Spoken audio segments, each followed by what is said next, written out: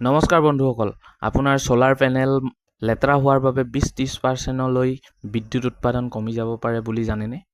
মাত্ৰ কেইটামান সময় দি সঠিকভাৱে ক্লিনিং কৰিলে এই সমস্যাৰ পৰা সমাধান কৰিব পাৰি। সোলাৰ পেনেল পৰিষ্কাৰ কৰিলে বিদ্যুৎ উৎপাদন ভাল হয়, কিন্তু সঠিক নিয়ম মানি ক্লিনিং কৰিব লাগিব। গতিকে ভিডিঅ'টো শেষলৈ মন দি শুনিব। ক্লিনিং কৰাৰ আগতে সোলাৰ ইনভাৰ্টাৰ বা DC আইচোলেটৰ বন্ধ কৰি ল'ব। ছেফটি সদায় প্ৰথম। এতিয়া এটা চফ্ট ব্ৰাছ, মাইক্ৰ'ফাইবাৰ কাপোৰ বা চফ্ট স্পঞ্জ আৰু পৰিষ্কাৰ পানী ব্যৱহাৰ কৰক।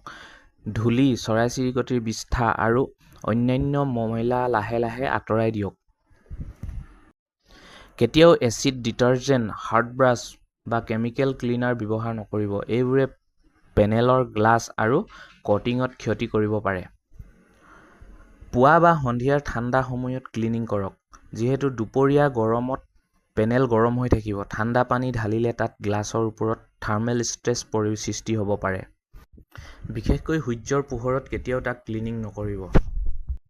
যদি আপোনাৰ এলেকাত ধূলি বেছি হয়, তেন্তে মাহে এবাৰ ক্লিনিং কৰক। সাধাৰণতে 2-3 মাহৰ ভিতৰত এবাৰ ক্লিনিং কৰিলেও ভাল ফলাফল পোৱা যায়। এনেদৰে নিয়মীয়াকৈ সোলাৰ পেনেল ক্লিনিং কৰিলে অধিক বিদ্যুৎ উৎপাদন পাব। পেনেল দীঘলীয়া সময়ৰ বাবে ভাল অৱস্থাত থাকিব আৰু আপোনাৰ বিদ্যুতৰো সঞ্চয় বৃদ্ধি পাব। ভিডিঅ'টো উপকাৰী লাগিলে লাইক কৰক, শ্বেয়াৰ কৰক আৰু মোক ফ'ল' কৰি ৰাখিব আগলৈ এনেকুৱা ধৰণৰ ভিডিঅ' পাবলৈ। ধন্যবাদ।